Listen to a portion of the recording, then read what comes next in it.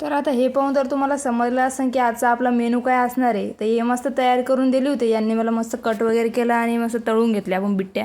यांना टेस्ट करायला सांगितली होती, हे म्हणे एकच नंबर झाली होती. मग मिरची भाजी वगैरे करून घेतली मस्तपैकी, कारण विदर्भातली स्पेशल डिश म्हणजे मिरची भाजी आणि बट्ट्याच असतात. मग बाहेरचं पण थोडंफार डेकोरेशन वगैरे करून घेतलं, कारण थोडा टाईम कमी होता त्याच्यामुळे थोडंफारच झालं होतं डेकोरेशन. मग हे महाराज बसले होते आपले मोनवर धरत, जसं काही यांचं आगमनाची तयारी सुरू होती इथं. कारण आपल्या इथं आज छोटासा एक केळवणचा कार्यक्रम होता सचिन आणि लक्ष्मीचा.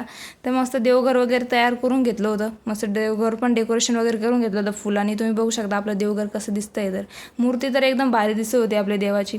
मग मस्त आरतीचं ताट पण तयार केलं होतं फुलं वगैरे ठेवून. मग खाली ते आले होते, मग यांना सामान घ्यायला पाठवलं होतं खाली. मग तोपर्यंत मी मस्त जेवणाचे ताट वगैरे रेडी करून ठेवले होते त्यांचे. तर काहीच तुम्हाला आपला मेनू कसा वाटला आहे मला नक्कीच कमेंट करून सांगा. मग आपलं नवरदेवाचं आगमन झालं होतं आपल्या घरी. मग दोघं पण एकदम भारी दिसत होते. मग दोघांचं पण ऑप्शन वगैरे करून घेतलं.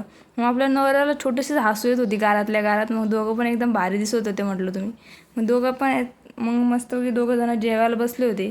मग आपण दोघांना पण कपडे आणले होते, मग त्यांना आपण कपडे वगैरे दिले. पण हे काही कॅमेऱ्यात बसतच नव्हते, कारण कॅमेरा स्टँडवर लावलेला होता आणि आम्ही चौघच जण होतो घरी, त्याच्यामुळे फोटो काढायला कोणी नव्हते. तर काहीच तुम्हाला आपला कार्यक्रम कसा आला आहे मला नक्कीच कमेंट करून सांगा.